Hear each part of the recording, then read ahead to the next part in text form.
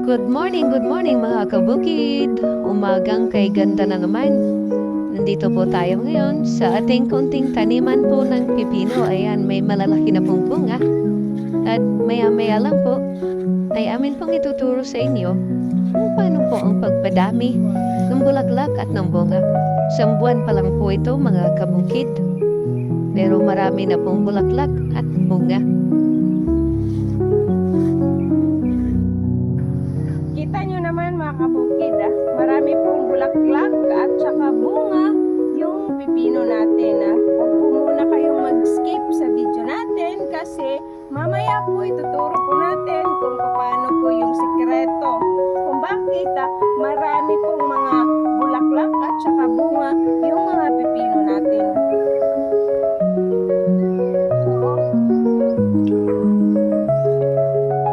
Ito po, marami yung mga bulaklak. Tapos, meron siyang tatlong na pipino. Pero marami siyang bulaklak. So, baka next week pwede nang ma-harvest yung pipino. Ayan. So ayan mga kabukid, ituturo po muna namin kayo sa aming munting taniman po ng pipino. Kung mapapansin niyo po ay nilakihan na po namin ang paggawa ng trellis ng pipino. Kasi po ito po ay handa na din sa susunod po natin na itatanim yung ampalaya po. Bali yung pipino, pag hindi na po siya namumunga at hindi na po siya productive, ay papalitan na po natin ito ng ampalaya. Kita nyo naman po mga kabukid, madami po yung bulaklak at bunga sa loob po ng isang buwan pa lang po.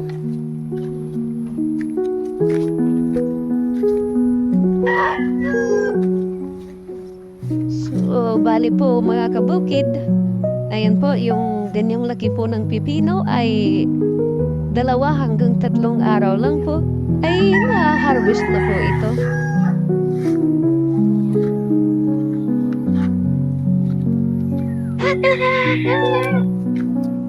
At ito po, itong ganito po kalaking pipino ay baka bukas po ay pwede na po itong pitasil. At fresh po natin itong makakain po bukas mga kabukid.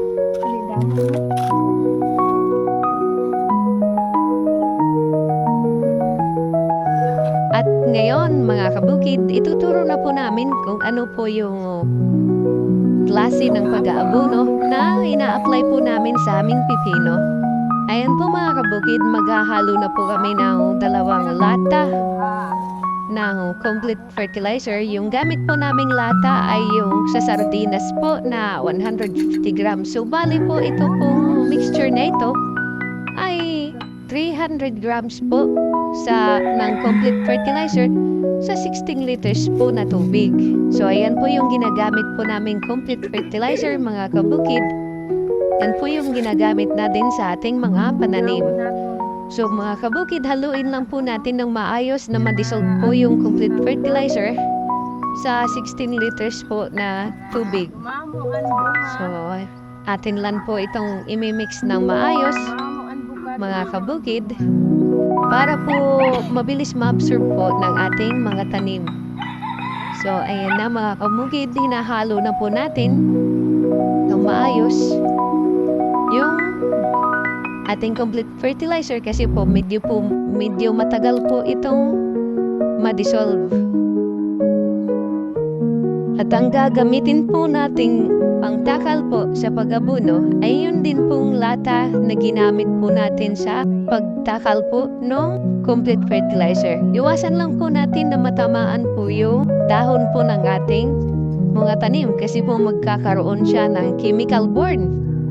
Masusunog po yung dahon. So, ingatan lang po natin mga kabukid. Sa base lang po ng ating mga tanim, doon lang po natin ipatama, doon lang po natin ilagay yung ating mixture ng complete fertilizer mga kabukid. So, bali po, kaya po 2 lata na po ng complete fertilizer po. Kasi po pang-4 na weeks na po ito ngayon mula nung itinanim natin. So, bali po, weekly po kami nag-aabono Noong unang week po ay kalahating lata po ng urea. Yung pangalawang week po ay isang lata po ng urea sa 16 liters na tubig. At ang pangatlong week po ay naghalo na po kami ng isang latang urea at isang lata din po ng complete fertilizer kasi malapit na po itong mamunga. Pagdating din po ng ngayon na pang-apat na linggo na, 2 lata na po ng complete fertilizer po yung hinalo natin sa 16 liters na tubig para po mas dumami pa po yung bulaklak nito ng atin pong mga pipino. At ayan na po mga kabukid, yung ating mga pipino. Tapos na po natin itong maabunuan mga kabukid. Maraming salamat po sa inyong panunood. For more tips and information po, paki-message lang po sa aming Facebook page. Salamat!